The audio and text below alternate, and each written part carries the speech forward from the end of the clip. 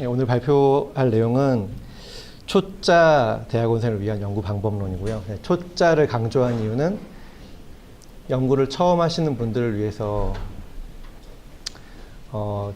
굉장히 기본적인 내용들을 정리를 해봤고요. 연구 방법론이라고 구글에 검색을 하면은 나무위키가 먼저 뜹니다. 나무위키가 굉장히 공신력이 있는 사이트가 되었어요, 우리나라에서. 그래서 뭘 들어가 봤죠. 들어가 봤더니 뭔가 대학원생이 넣었을 것만 같은 그런 내용이 이제 들어 있었습니다. 그래서 막스 베버가 쓴 직업으로서의 학문이라는 책이 있는데, 이게 이제 1917년에 미넨 대학에서 막스 베버가 강의를 한 내용을 바탕으로 이제 정리해 놓은 강의록인데, 원래 제목은 이제 Science as a Vocation이라는, 그러니까 직업으로서의 과학 뭐 이런 식인데, 이제 직업으로서의 학문으로 이제 번역이 되어 있고요. 여기 보시면은 학문이란 무엇이냐, 그래서 결국에는 사고의 방법, 사고의 도구 및 사고를 위한 훈련이다. 결국에는 연구라는 거는 우리가 어떤 문제를 푸는 것도 굉장히 중요하지만, 대학원에서 배우는 거는 이제 주어진 문제가 있을 때 그걸 푸는 방법, 그리고 모든 것을 의심하고, 그리고 이제 새로운 것을 이제 정립해 나가는 그런 과정에 대한 훈련이라고 볼 수가 있습니다. 그래서 연구라는 거를 이제 사전을 보면은 이렇게 나와 있어요. 어떤 주제에 대해서, 특히 뭐 어떤 새로운 정보의 발견 혹은 새로운 이해에 대한 도달을 이제 주로 리서치라고 얘기하는데, 뭐 어원으로 보시면은 서치를 다시 한다, 서치를 계속한다, 이런 의미로 보셔도 되고요. 그래서 뭔가를 계속 찾아가는 과정이라고 보시면 됩니다. 그래서 연구자가 된다는 거는 결국에는 지식을 소비하던 사람에서 지식을 만드는 사람이 되는 과정이라고 보시면 되는데요. 이게 물론 쉽지가 않습니다. 그래서 지속적인 훈련을 통해서만 가능하고요. 그래서 지속적인 훈련이 이루어지는 곳이 대학원이라고 볼 수가 있습니다. 그래서 당연히 처음부터 잘할 수 없어요. 우리가 이제 군대에 가면은 훈련소에 4개월, 4주, 5주 이렇게 들어가 있는데, 처음부터 군인이 아니거든요. 그래서 뭐 기합을 줄 때도 처음에는 좀 이렇게 약하게 주다가 점점 강도가 올라갑니다. 그래서 막 마지막 주가 되면은 막 강철 체력이 되어가지고 근육이 막 생기고 그런 상황이 되는데, 대학원은 그런 과정이라고 볼 수가 있어요. 그래서 계속적인 훈련이 필요하고, 그래서 훈련 받는 사람이 있고, 그걸 이제 가르치는 사람, 뭐 멘토가 될 수 있고, 지도교수가 될 수 있고, 이런 이제 그런 시스템이 있다는 것을 말씀드리고 싶고요. 당연히 이제 훈련에는 고통이 수반이 됩니다. 그래서 이 고통을 이겨내는 과정이 굉장히 이제 중요하다고 생각할 수가 있을 것 같아요. 오늘 드린 말씀의 대부분은 이 리서치 사이클에 대한 얘기입니다. 그래서 연구라는 게 과연 이 한 사이클이 어떻게 돌아가는가, 이 한 사이클을 가장 빠르게 경험을 하는 것이 초짜 대학원생에게 굉장히 중요한 일입니다. 그래서 연구 주제를 잡고, 그 다음에 이제 리서치를 하고, 뭐 분석하고, 논문 쓰고, 그거를 발표하는 것까지, 이게 이제 한 사이클을 도는 겁니다.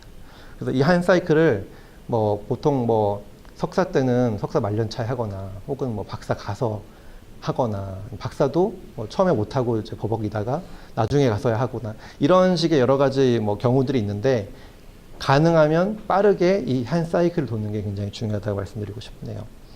이건 이제 각각이 전부 다 구성 요소예요. 그래서 하나라도 빠지면은 이게 좋은 연구라고 할 수가 없게 됩니다.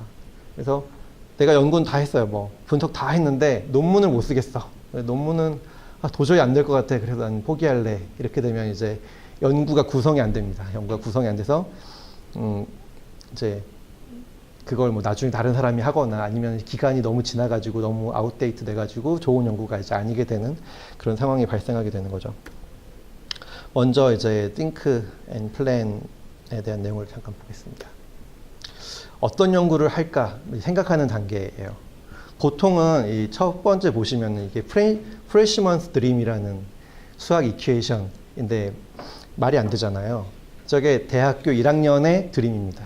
그래서 수학과 우리나라는 이제 저거를 풀어야 대학에 갈 수 있기 때문에 보통 저런 실수를 거의 안 하는데, 이런 식의 실수를 굉장히 많이 한대요. 그래서 아, 이렇게 되면 좋겠지만 사실은 이제 안 되는 거죠. 그러니까 이건 그냥 여기서 2를 여기다 그냥 곱한 것처럼 이렇게 들어간 거예요.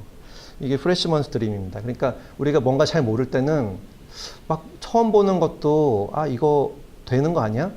해볼까? 이런 생각이 막 들어요. 굉장히 모든 게 새로운 그런 상황이 되는데 사실 이 초짜 연구자에게 모든 게 새롭지만 모든 게 연구거리가 되는 건 아닙니다.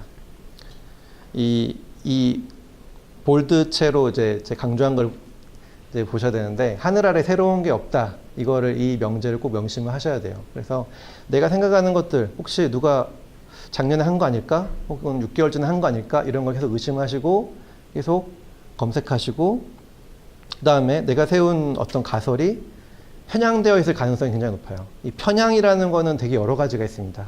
편향만 검색하셔도 뭐 1시간 동안 얘기할 수 있는 내용이 있는데 이 편향을 과연 내가 다 극복했는가 이건 내가 확신할 수가 없거든요. 그렇기 때문에 이 지도교수님과 시니어 연구자들과의 디스커션이 굉장히 중요합니다. 내가 어떤 생각이 딱 들었어요. 아, 이거 해보고 싶다는 생각이 들었어. 그러면은 지도교수님 찾아뵙고 이런 생각이 들었는데 어떻게 생각하시나요? 그러면은 그거 괜찮네요. 혹은 매우 흥미롭네요. 근데 이제 이런 식으로 이제 의논을 해가지고 그걸 이제 조율해 나가는 과정이 굉장히 중요하고 이게 연구의 이제 시작이라고 볼 수가 있습니다. 그렇게 이제 커뮤니케이션 자체가 굉장히 중요한 분야고요. 그리고 이제 특별히 풀고 싶은 문제가 있다. 그러면 이제 그 분야의 전문가들과 먼저 의논하는 게 굉장히 중요합니다. 이것도 마찬가지로 커뮤니케이션 스킬에 속하는 거를 볼 수 있겠습니다. 그 아카이브 사이트에 들어가 보시면은 이게 이제 여기서 이제 매일 뭐 한 분야별로 뭐 40-50개 많은 100개씩 논문들이 새로 쏟아져 나오잖아요.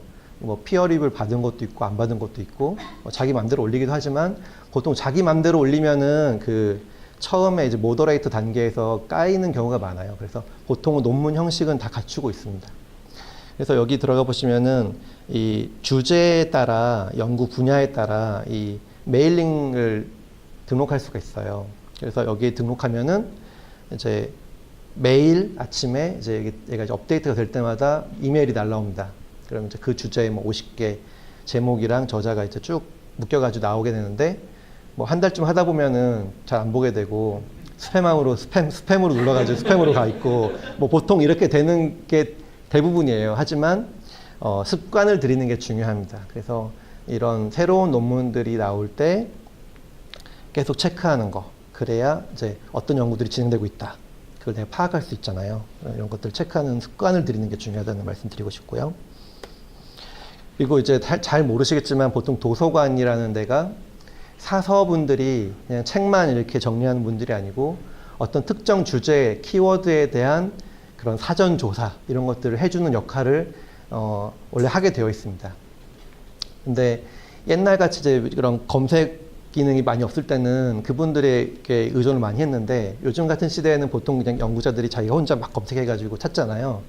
근데 아직도 그런 검색해주는 시스템이 갖춰져 있어요. 그래서 이 아산 도서관에 들어가 보시면은 뭐 통합 주제 검색 서비스 이런 것들이 있어가지고 주제 검색 서비스 신청, SDI 서비스 신청, 관심 주제에 대한 이런 식으로 특정 주제 혹은 키워드에 대한 이 내용들을 연구 내용들을 정리해서 나한테 보내달라 그렇게 시킬 수가 있습니다. 마치 이제 지식인 서비스 같은 건데 좀 더 이제 사람의 손을 빌리는 그런 서비스들이 있습니다.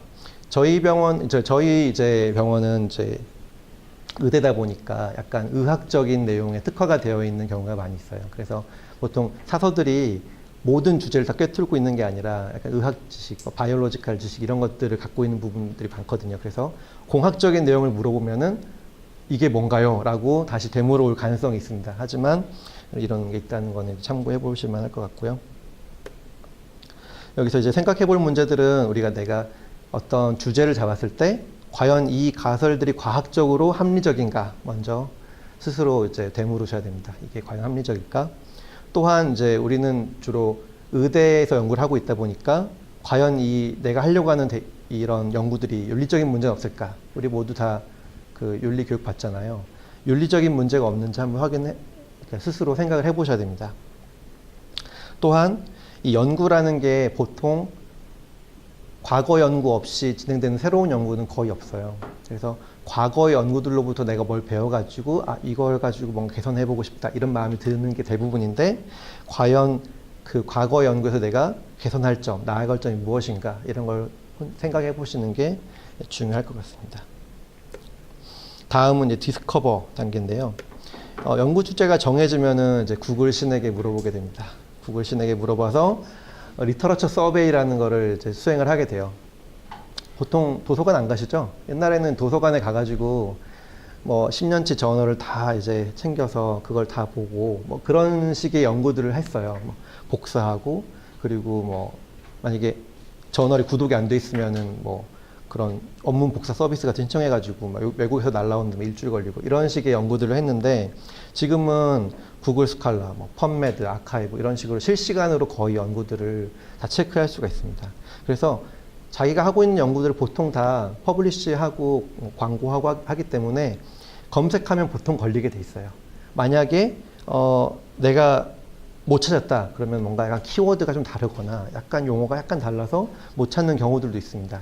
그렇지만 그런 걸 고려해 가지고 다양한 조합으로 검색을 하셔야 되고요. 이 부분도 뭐 어떤 내가 이제 생각한 주제에 대해서 최신 리뷰 논문이 있으면 가장 편리합니다. 그래서 리뷰 논문 딱 보면은 거기에 막 레퍼런스가 막 100개씩 달려 있거든요. 그러면 딱 내가 원하는 그 주제만 딱 봐가지고 거기에 최신 한 5년, 10년짜리가 딱 붙어 있으니까 요거만 보면 되겠다 이런 생각이 드는데, 이 리뷰 논문이 있다는 건 한편으로는 그 주제가 매우 핫하고 경쟁이 심하다는 의미가 됩니다. 그래서 이런 연구를 할 때는 좀 더 속도를 낼 필요가 있어요. 또한 이제 중요 논문들이 나오면은 뭐 예를 들어 뭐 2000 몇 년도에 어떤 논문이 있다 칩시다. A라는 논문이 있으면은 이게 굉장히 마일스톤 논문이에요. 굉장히 중요한 논문이면은 이 연구를 하는 사람들은 이 논문을 일단은 다 인용하고 시작하겠죠.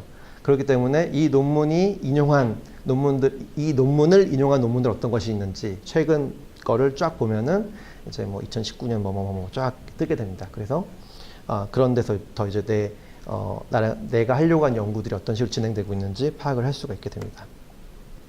이런 과정에서 여러분들이 논문을 쫙 모으게 돼요. 그러면은 이제 뭐 다운로드 폴더에 PDF 파일, 내가 알 수 없는 PDF 파일들이 쫙 이렇게 모이게 됩니다. 보통 쫙 모여서 이게 무슨 논문이더라 하면서 이걸 찾다 보면은 한 뭐 첫날 다운받은 첫날에는 기억해요. 근데 일주일 뒤에 보면은 뭐지 하고 다 지우게 됩니다. 다 지우고. 그래서 이 레퍼런스를 정리하는 습관이 굉장히 중요합니다. 그래서 보통은 제가 아마 하고 계시리라고 믿는데, 모르시는 분들을 위해서 소개해드리자면 서지관리라는 프로그램들이 있어요. 서지관리를 해주는 프로그램들이, 논문을 관리해주는 프로그램들입니다. 주로 엔드노트를 많이 써요. 엔드노트라는 프로그램은 유료인데 우리 도서관에 라이선스가 있고 거기서 교육도 계속 해줍니다. 계속 뭐 10명씩 모아가지고 한 달에 한 번씩 교육해주고, 단점이 많긴 한데 이 최고의 장점은 MS 워드랑 딱 붙는다는 점이에요. 그래서 MS 워드에서 내가 해당하는 어떤 문장이 있고 그 뒤에 레퍼런스 딱 검색해가지고 탁 치면 그 레퍼런스가 뭐 예를 들어 괄호로 붙을 건 괄호로 붙고 뭐 꺽쇠로 붙을 건 꺽쇠로 붙고 이런 식으로 붙은 다음에 마지막 끝에 가보면 레퍼런스들이 쭉 달라붙어 있죠.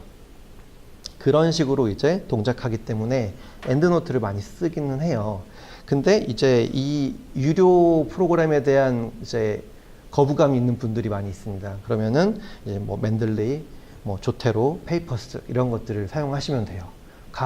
요즘에는 거의 기능상의 차이는 없고 다 클라우드 기능도 돼 있어가지고 내가 이 컴퓨터에서 작업하면은 저 컴퓨터에서 확인하고 뭐 핸드폰으로도 확인하고 논문 볼 때 뭐 주석 밑줄 단 거 다 보이고 그런 기능들이 다 있습니다. 여러분들 그냥 논문을 읽으시기만 하면 되는 거예요. 읽고 정리하고.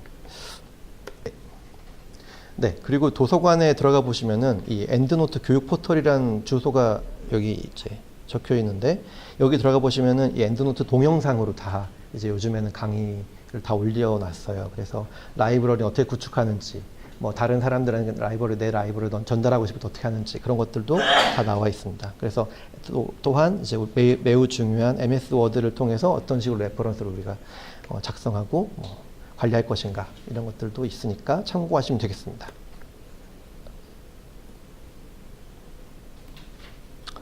네. 그래서 이제 이런 리터러처 서베이 과정에서 하다 보니까 내가 하려고 했던 게 뭐 있네? 뭐 비슷한 게 있네? 그러면 이제 주제가 바뀌는 경우들도 있고 찾다 보니까 이런 방향으로 가면 어떨까 싶어서 또 생각하는 단계로 가게 됩니다. 그래서 이런 과정들을 거치면서 내가 연구 주제들 할 만한 것들을 계속 이제 정리하면서 새로운 것도 찾고 자기의 이제 아이디어를 보완하는 그런 과정을 거치시면 돼요. 다음은 이제 Gather and Analysis인데 이제 연구 주제도 다 모았고 리터러처 서베이도 했으니까 이제 데이터를 모아가지고 뭔가 진짜 연구를 해봐야 되는 타이밍이 된 거죠. 데이터를 모으면 됩니다. 데이터를 모으면 되는데 우리가 과연 어떤 데이터가 얼마나 필요할지를 가늠을 해야 돼요. 보통 뭐 통계가 들어간 논문 연구들이라면은 N수가 중요하잖아요. 그래서 N수가 얼마큼 필요한지 이런 것도 계산을 미리 할 필요도 있고 또한 연구 주제에 맞춰가지고 저희 이제 병원 안에 이제 임상 데이터를 다루는 경우가 많으니까 IRB를 잘 적어가지고 제출해서 승인받는 그런 과정들이 필요합니다. 이런 IRB가 신청돼가 통과되는 기간이 요즘에 데이터가 많아지면 많아질수록 오래 걸리고 있어요. 그래서 이런 건 좀 서둘러서 하실 필요가 있을 것 같고 또한 이제 저희는 병원 데이터를 다루다 보니까 개인정보 관리에 이제 매우 신경을 써야 됩니다. 그래서 의료 데이터가 민감하다는 사실을 항상 인지하시고 거기에 대해서 데이터를 수집하고 보관하고 처리할 때 항상 주의하셔야 될 것 같습니다.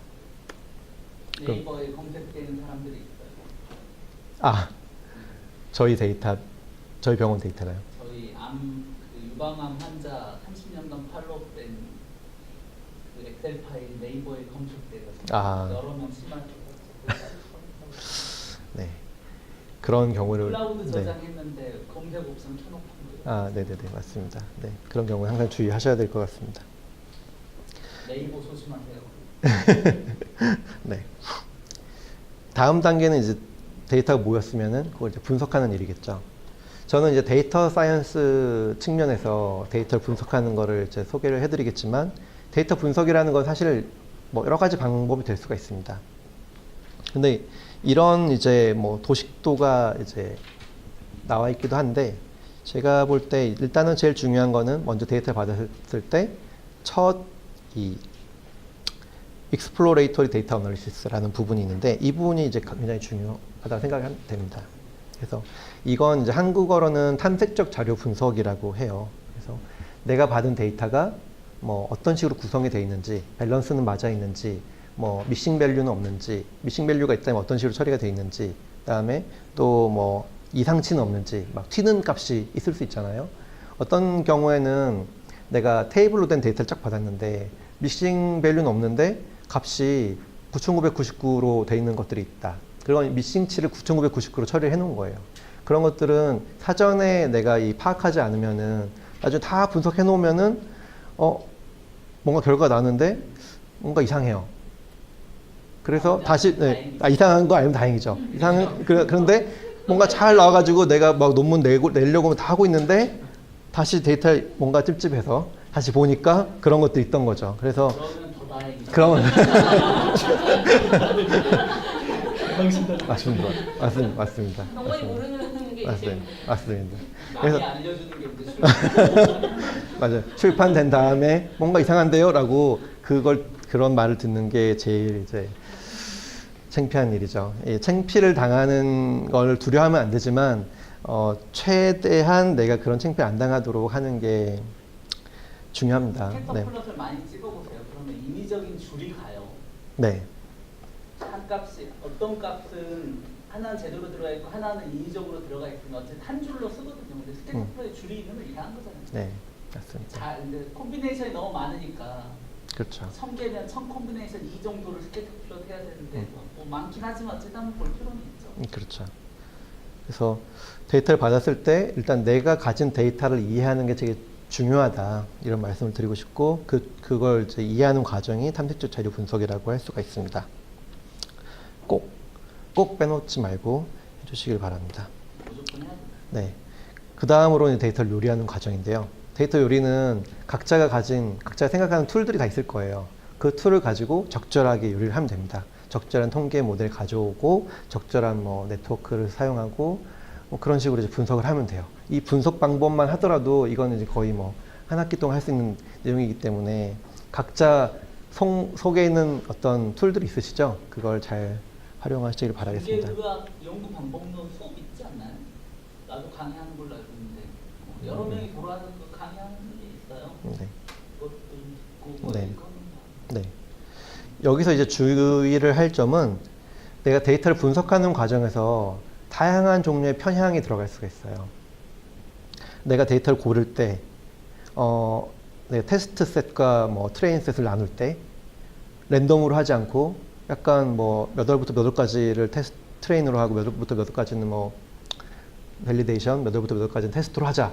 이렇게 만약 결정을 했다고 칩시다. 그러면 이제 거기에, 나는 편향이 없을 것 같다고 생각을 했지만 사실 뭔가 알 수 없는 편향이 들어있을 수 있잖아요. 그런 것들에 대한 시즈널 편향이 들어있고 네, 당연히 거기가 그렇겠죠. 잘 나오면 더 좋죠. 뭐. 네, 안 뭐 나오는 게 문제지. 그렇죠. 예, 어느 예, 정도. 맞습니다. 그런 식으로 편향을 잘 컨트롤하는 게 중요한데 이 편향이 잘못 들어가면은 아무 관계도 없어야 될 어떤 상관관계가 갑자기 막 나오고 나중에 막 이제 알고 보면은 이게 편향이었고 이렇게 알면 다행이고요. 그런 거 모르고 그냥 막 하다 보니까 이게 결과가 나온 것 같아 하고 이제 그러고 이제 출판했는데 애플이가 이거 이상한 것 같은데 한번 확인해 볼래? 라고 하면 또 다행이고 뭐 출판이 되는 경우들도 생길 수가 있습니다. 그런 것들 항상 주의하시기를 부탁드리고요. 마지막 이제 그 다음으로는 내가 분석이 다 끝났어요. 분석이 다 끝났으면 당연히 이제 논문을 써야 되겠죠. 이제 논문을 쓰는 과정을 정리해 보겠습니다. 이게 이제 제일 중요하면서도 제일 고통스러운 과정을 할 수 있어요. 논문을 쓰는 과정은 굉장히 고통스럽습니다. 왜냐면은 보통 평소에 쓰지 않던 말로 글을 쓰게 돼요. 논문이라는 거는 굉장히 논리적이면서 군더더기 없이 쓰는 게 중요합니다. 그런데 또 설득력이 있어야 돼요. 그래서 이 논문은 쓴다는 거는 그냥 글쓰기 스킬도 중요하지만 일반적인 뭐 에세이를 쓰는 글쓰기 스킬과는 또 달라요. 그래서 제가 드리고 싶은 말씀은 데이터가 말을 하게 해라. 이 데이터가 말한다는 거는 결국에는 적절한 그림하고 적절한 테이블을 보여주는 겁니다. 그러면은 이 그림하고 테이블만 봐도 사람들이 이거 이런 식으로 뭔가가 있네 라고 파악을 할 수가 있게 돼요. 보통 사람들이 논문을 읽을 때 초록 한번 읽고 그 다음에 그림 봅니다. 그림 쭉 보고 결론은 어차피 초록에 있는 거랑 비슷하잖아요. 그래서 결론 한번 슬쩍 보고 이거 흥미가 좀 있다 싶으면은 메소드 부분을 읽습니다. 아니면 인트로를 읽거나 그렇게 이제 가는데 그래서 이제 데이터가 직접 말하게 하는 게 중요합니다. 또 한 가지 중요한 점은 객관적인 사실하고 주관적인 해석을 구분하는 일이에요. 보통 이거는 이제 리절트 부분에는 객관적인 사실을 적습니다. 내가 표를 그렸는데 이 표는 이런 상관관계가 있고 뭐 개수가 얼마였고 그 다음에 뭐 이 테이블 보면은 뭐 자세한 값이 나와 있어 이런 식으로 적고 그 다음에 이제 디스커션에 그거를 해석을 하게 됩니다. 해석 과정은 약간 주관적으로 이제 자신의 그런 그 지식 그 다음에 뭐 리터러처에 있는 내용 그런 것들을 다 월번 모려가지고 그걸 잘 녹여내면 됩니다. 그래서 여기에는 약간 주관적인 게 연구자의 주관이 들어간다는 점. 그 다음에 또 한 가지는 첫 드래프트를 빨리 작성하는 게 중요한 것 같아요. 왜냐면은 우리는 약간 뭐랄까 데이터가 쏟아져 나오는 시대에 살고 있다 보니까 속도전을 하고 있는 셈이거든요. 그렇기 때문에 드래프트가 늦어지면 늦어질수록 이 연구는 쭉 뒤로 밀리게 됩니다. 그래서 첫 드래프트를 먼저 만드는 게 중요한데 그림과 테이블 내용이 나오면은 드래프트를 쓰십시오. 그리고 그림과 테이블을 배치한 다음에 그 주변으로 살을 붙이는 식으로 작성을 하는 게 유용한 팁 중에 하나입니다. 뭐 자기가 생각할 때 나는 인트로부터 쓰는 게 내 생각도 정리가 되고 좋은 것 같아. 뭐 그렇게 생각하시면 그렇게 하시면 돼요. 뭐 그리고 뭐 난 메소드를 먼저 쓰는 게 좋더라. 하다 보면은 자기가 이제 편한 어떤 방법들이 생기게 돼요. 그렇지만 중요한 거는 빠르게 작성을 한다는 거. 아주 완벽하게 뭐 리퍼런스가 다 채워져 있고 뭐 구두점이 다 완벽하게 들어가 있고 그럴 필요는 없겠지만 논리적으로 자기 논리가 드러나게 구성이 되어 있어야 됩니다. 그래야 이걸 이제 서큘레이션 하는 과정에서 뭐 논리를 집어넣고 뭐 빼고 하는 과정을 같이 할 수가 있고요. 그럼에도 불구하고 사소한 실수들은 점점 줄여나가는 게 중요한데 사소한 실수들이라고 하면 얼마 전에 교수님께서 얘기해 주신 것처럼 내가 약자 어떤 긴 용어가 있는데 그걸 약자로 한번 썼으면 그 뒤에는 다시 안 나오는 게 뭐 규칙이잖아요. 그런 식의 그 글쓰기에 관한 규칙들이 있어요. 이를테면은 영어의 경우에는 괄호 앞에 한 칸 띄고 뭐 그런 것들도 하나의 뭐 일종의 규칙이거든요. 그런 것들을 일단 좀 지켜가면서 쓰는 건 중요할 것 같습니다. 이런 것들은 이제 피드백을 받는 과정에서 계속 고쳐나가고 마지막 파이널 버전에서는 이제 완벽하게 나가는 게 중요하겠죠. 일단은 그 대학원에 들어와 가지고 첫 논문을 빠르게 쓰는 경험이 매우 중요하다고 말씀드리고 싶습니다. 이제 정약용 선생님이 쓴 글인데 제가 이거를 보고 깨달은 바가 있어서 이걸 현대어로 번역을 한 겁니다. 그래서 논문을 한 편 쓸 때마다 두 번, 세 번 읽어보면서 이 논문이 사통오달한 피어 리뷰에 넘어가서 나의 원수가 펴보더라도 리젝 당하지 않을까를 생각하면서 써야 되고 또 이 논문이 수백 년 동안 전해져 내려오면서 안목 있는 사람들이 보더라도 조리돌림 당하지 않을 정도의 논문인가를 생각하면서 쓰는 게 연구 책임자가 상가는 바다. 마지막 논문을 내시기 전에 내가 최종본이라고 생각하는 논문을 썼다고 치더라도 한번 다시 점검하면서 과연 내가 정말 어디다 갖다 놔도 부끄럽지 않은 논문인가 생각해 보시면서 내시면 좋을 것 같습니다. 말씀드린 것처럼 논문 쓰는 과정은 고통의 연속인데요. 고통을 이겨내는 노하우를 잠깐 좀 소개를 드리면은 어차피 괴로우니까 어차피 괴롭습니다. 붙잡고 있으면 괴로워요. 그러니까 빨리 끝내자. 지금 뭐 미팅도 많으시고 다른 뭐 연구들도 많으시겠지만 최대한 예를 들어 내가 그림 그린 단계가 다 끝났다. 재료가 다 준비가 돼 있다. 그러면은 특정 블록을 잡아가지고 그 시간은 논문을 쓰는 시간으로 잡는 겁니다. 그래서 그냥 쭉 쓰는 거예요. 뭐 괴롭지만 쭉 씁니다. 그리고 커피 마시면서 쭉 써내려갑니다. 어차피 드래프트는 완벽할 수가 없거든요. 그렇지만 논리적인 인테그리티를 갖추는 게 중요하니까 논리에 맞게 쭉 쓰시고 이 논문을 쓸 때 한 가지 팁은 다른 논문에 쓰인 어떤 프레이즈들, 문장들 되게 이거 되게 좋은 표현인 것 같은데 라는 것들이 있어요. 그거는 잘 어디에 정리해 놓으셨다가 내가 이건 머터리얼 메소드에 쓸만한 문장이야. 잘 정리해 놓으세요. 그걸 나중에 가져다가 쓰는 건데 약간 뭐 패러프레이즈를 해가지고 표절에 걸리지 않을 정도로 쓰는 겁니다. 하지만 이건 표절일과는 다른 이유는 문장의 그 약간 이제 뭐랄까 원어민 느낌, 약간의 이제 원어민 센스를 넣어주는 그런 거라 생각을 하시면 될 것 같아요. 근데 이 프레이즈를 가져다 쓰실 때 뭐 이제 좋은 문장이란 무엇인가에 대한 되게 철학적인 문제에 접근하게 되는데 잘 모르겠다 그러면은 구글에 한번 쳐보시면은 그 프레이즈가 많이 쓰이면 많이 쓰일수록 좋은 문장이라고 보시면 될 것 같아요. 처음에는 그렇게 생각하시면 될 것 같습니다. 다음으로는 이제 사소하게 반복되는 실수, 뭐 타이포, 어떤 특정한 글자만 막 계속 틀리는 그런 경우들도 있잖아요. 그런 경우엔 타이포들을 최종본에서는 이런 게 다 이제 없어져야 되겠습니다. 그래서 이렇게 실수들이 계속 보이면 내가 서밋한 논문을 받아보는 레프리가 제가 이제 예를 들어 여러분이 레프리 입장에 되어 보셨다고 하면 이건 자명한 실수들인데 막 이렇게 군데군데 있단 말이죠. 그러면은 이 연구의 퀄리티가 확 떨어져 보입니다. 그래서 그런 불상사를 막기 위해서 여러분들이 이제 굉장히 좋은 연구를 했는데도 불구하고 그냥 커멘트도 없이 그냥 리젝되는 그런 불상사를 당할 수도 있어요. 특히 이제 저널에 낼 때는 매뉴스크립트 기준들 있잖아요. 매뉴스크립트 기준들을 잘 살펴보시고 예를 들어 뭐 줄번호를 꼭 입력하세요 라고 되어 있는데 줄번호를 그러면 입력해야 되겠죠. 그런데 줄번호를 안 넣고 넣으면은 보통은 이니셜 뭐 퀄리티 체크해서 빠꾸돼서 다시 넣으라고 하는데 만약에 그게 그냥 갔다가 뭐 다시 뭐 돌아오는 경우도 있고 지연시킬 가능성이 있습니다. 그런 것들은 피하는 게 좋을 것 같고요. 또 이제 내용을 쓰다 보면은 여러 가지 어려움에 겪을 수 있어요. 여러 가지 어려움이 생기는데 당연히 생깁니다.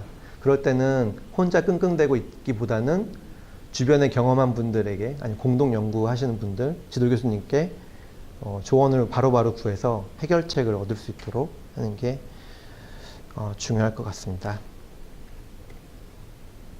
마지막으로 이 라이팅에 대해서 드리고 싶은 말씀은 우리가 거절에 익숙해지는 방법을 배워야 돼요. 이 어떤 사람들은 그렇게 얘기했어요. 아카데믹 라이프는 거절의 연속이다. 이게 사실인 것 같습니다. 뭐 내가 그랜트를 내도 거절되고 뭐 포닥을 냈는데도 떨어지고 뭐 이런 식의 이제 계속 그런 식이거든요. 그러니까 내가 하는 연구를 알아주는 사람들은 사실 세상에 많지 않아요. 왜냐하면 이 분야, 어떤 특정 분야라는 거는 범위가 매우 좁게 마련입니다. 그러다 보니까 내가 하는 연구를 이해해주는 사람들을 만날 때까지는 떨어질 수도 있어요. 혹은 내가 글을 썼는데 충분히 설득력이 있지 못한 그런 가능성도 있겠죠. 그렇기 때문에 이 리젝션이 된다는 거는 이 나를 거절하는 게 아니고 내 개인을 거절하는 게 아니고 내 연구에 어떤 개선할 여지를 줬다 이렇게 생각하시면 될 것 같습니다. 그래서 결국엔 제 생각에는 이제 이게 충분히 의미 있는 연구라고 한다면 결국엔 어딘가에 퍼블리시가 되게 되어 있습니다. 그래서 이게 이제 PhD 커믹스에 나온 아카데믹 리젝션 레터에 이 자곤들이 있고 이게 진짜로 뭘 의미하는 것인가 뭐 이렇게 쓰여 있는데 나중에 한번 보시면은 일단 재미삼아 보실 수 있는데 사실 뭐 현실과 크게 다르지 않은 것 같아서 이게 약간 씁쓸하기도 합니다. 마지막 단계는 우리가 논문 다 쓰고 결국엔 이제 퍼블리시가 됐어요. 매우 축하할 일이죠. 그러면은 이걸 어떻게 해야 되느냐? 야 이거 내 출판됐으니까 어디 벽에 걸어가지고 액자로 놔둬야지 이런 분들도 있을 수 있겠죠. 하지만 가능하면은 사람들 많이 다니는데 걸어놓으면 좋잖아요. 그래서 보드에 걸어놓으면은 대로를 다니는 사람들이 보면서 이런 논문이 있네 하면서 이제 볼 수 있겠죠. 그래서 보통은 내가 출판 딱 하면 다른 사람들이 내 연구를 몰라요. 저널 홈페이지에 들어가가지고 보는 분들 많이 없습니다. 그렇기 때문에 첫 번째 방법은 아카이브에 올리는 방법이에요. 아카이브가 요즘에는 논문이 출판되기 전에 미리 올리는 분들도 있고 그러니까 서밋 단계에 올리는 분들도 있고 억셉 된 다음에 올리는 분들도 있고 서밋 하기 전에 올리는 분들도 있어요. 그래서 계속 버전업을 하면서 가는 분들도 있는데 요즘에는 어쨌거나 내가 이런 연구를 한다는 걸 알리는 의미에서 아카이브 올리는 게 상당히 임팩트가 있고요. 이게 출간할 때 그 출판 권리를 맞습니다. 하기 때문에 저기 올리게 되는 게 약간 레귤레이션이가 맞습니다. 그래서 출판사랑 그 출판사의 그 조항을 잘 살펴봐야 되는데요. 이런 아카이브 올리는 걸 허락하는 데도 있고 허락하지 않는 곳도 있습니다. 근데 보통 의학 저널은 더블 블라인드 때문에 미리 네네네. 올리는 건 거의 안 돼요. 네. 일단 네. 그리고 억셉트가 된 다음에 올리는 거에 대해서는 저널이나 출판사의 레귤레이션을 따라야 되고. 네, 맞습니다. 그래서 꼭 체크를 하셔야 되고요. 이제 아카이브에 올리는 게 향후 이 논문이 인용되는 숫자에 영향을 준다는 연구들이 있어요. 그래서 이 최대한 내 연구를 노출을 많이 시킬수록 이게 좀 더 임팩트 있는 연구가 되는 그걸 기억하시면 되겠습니다. 내가 아카이브 올리기가 좀 버겁다. 그러면은 이제 기본적으로 할 수 있는 거는 당연히 해야 되는 것 중에 하나인데 학회에 가서 이제 발표를 하는 거죠. 제가 이런 연구를 했습니다. 그러면서 이 비슷한 연구를 하는 사람들끼리 네트워크도 만들고 어텐션도 받고 그분들과 이제 얘기하면서 또 다른 연구에 대해 생각해보고 그런 기회를 만드시는 게 중요하고, 또한 이제 더 임팩트가 있는 연구라고 생각이 된다. 그러면 이제 보통 이제 보도 자료를 만들어 가지고 올리기도 합니다. 최근에는 소셜 미디어를 활용하는 추세예요. 그래서 페북에 링크 걸고, 그리고 뭐 트위터 같은데 트위터 계정 있으면 트위터 올리기도 하고, 링크드인 같은데 네, 추가해서 CV로 만들기도 하고 그렇습니다. 그래서 결과적으로는 이 내 연구가 임팩트 있게 많이 알려지게 하는 게 이 연구자가 할 의무라고 할 수 있겠습니다. 의무이자 권리라고 할 수 있겠습니다. 그리고 이제 다시 당연히 내가 한 연구가 완벽한 연구가 아니었겠죠. 그러면 이제 향후에는 이걸 가지고 어떻게 할까? 다른 것과 조합해서 또 어떤 연구를 만들어 나갈까? 이런 걸 생각하는 그런 이제 자세가 중요할 것 같습니다. 이렇게 되면 다시 첫 번째로 돌아가서 생각하고 리터처 찾고 이런 이 과정을 반복하는 거죠. 이제 여기까지가 한 번 그 연구 사이클을 마치는 거예요. 그래서 처음에는 이제 출간이 목표지만 나중에는 결국은 임팩트, 사이테이션은 얼마나 됐고 내가 쓴 연구가 얼마나 이제 세상에 임팩트를 주느냐고 이제 나이가 들어 계속 바뀌어요. 크라이테리아가. 그런데 이제 가장 쉬운 거는 이제 임팩트 팩터라고 이제 좋은 이 저널에 출간하면 평균 2년 동안 평균 몇 번 사이테이션 되냐가 이제 임팩트에서 문제. 이걸로 좋은 저널에 쓰는 게 이제 목표긴 한데요. 근데 이제 만약에 스탠포드의 김상기 박사라고 도마뱀이 유리 건물을 이제 잡고 올라가는 빨판 중에 이제 아래로 이렇게는 잘 떨어지는데 밑으로는 안 떨어지는 빨판을 붙여가지고 건물을 걸어 올라가는 이렇게 버티칼리 올라가는 로봇을 만들었는데 문제는 그것만 만든 게 아니라 아주 예쁘게 만들었어요. 쉽게 얘기해서. 그래서 이제 로봇은 뭐 아주 좋은 데 가지는 않을 텐데 어쨌든 그리고 나서 뉴욕타임즈 일면에 실렸죠. 뉴욕타임즈 커버의 임팩트는 얼마냐? FCI 저널은 아니지만 뭐 1,000은 넘을 것 같잖아요. 그리고 MIT 교수로 바로 갔죠. 박사 졸업하자마자 또 그리고 이런 것처럼 뭘 해도 이제 어떻게 데코레이션하고 제목을 해도 이제 우리가 고리타분하게 잡을 수도 있지만 섹시하게 잡아볼 수도 있고 이게 이제 보도를 약간 걸어요. 이제 과학이라는 게 과장하면 안 되고 뭐 여러 가지가 있지만 그러니까 임팩트 관점에서는 내 연구를 많은 사람이 볼 수 있으려면 뭐 이런 것도 중요하지만 요즘에는 다 구글에서 검색하고 폼메디에서 검색하기 때문에 임팩트 팩터 보고 저널을 찾지 않거든요. 1점짜리에 실리는 3점 물론 사이언스 네이처는 좀 볼 수도 있지만 1점이냐 2점이냐 5점이냐 이런 건 별로 안 중요할 수 있어요. 빨리 퍼블리케이션 되는 거 뭐 엑스아카이브인지는 모르겠지만 오픈 어세스라고 이제 내가 돈을 내고 받는 사람이 공짜로 받을 수 있고 뭐 이런 걸로 간내하고 있고 뭐 여러 가지 전략이 있긴 한데 어쨌든 그런 데코레이션 관점에서도 좀 신경을 써봐야 되고 그거의 임팩트는 훨씬 다를 수 있다는 거죠. 여기까지 말씀드리고 싶고 마지막으로 해드리고 싶은 게 결국에는 이 리서치 사이클 잘 기억하시면서 연구하실 때 생각해 보시는 게 중요할 것 같습니다. 그리고 또 한 가지 말씀드리고 싶은 거는 모든 과정에서 내가 본 모든 것들에 대해서 의심하는 그런 태도는 결국에는 배우게 돼요. 체득하게 되고 리터러처 서치 같은 거 하다 보면 뭐 얘네들 제대로 한 거 맞아? 뭐 이런 생각이 들 때가 있거든요. 내가 다시 해보고 싶고 그런 걸 이제 그런 생각이 드는 게 자연스러운 그래서 잘 훈련이 되면 결국에는 모든 것을 의심하게 되죠. 나의 존재에 대해 의심하게 되고 그런 경제까지 이룰 수도 있습니다. 여중도 빠지고.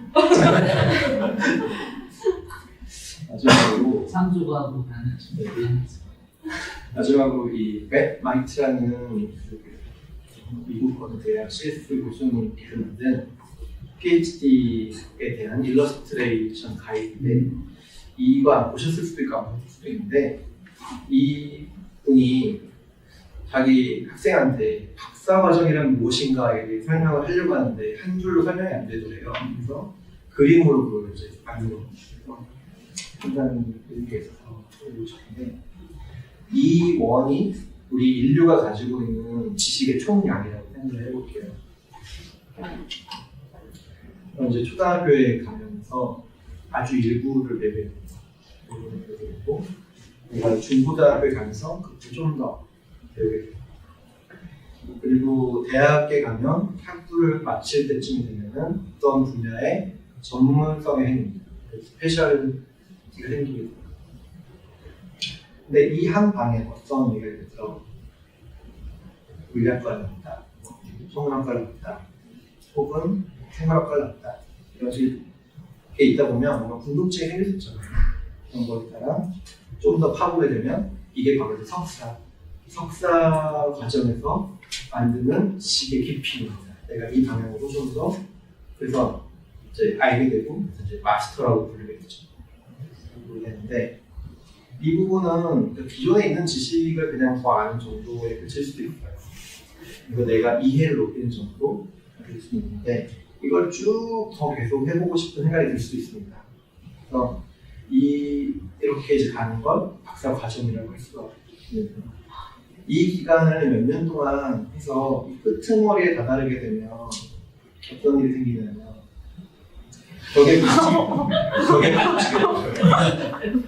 벽에 부딪히게 됩니다. 이러면 보통 굉장히 좌절감을 느끼게 되죠.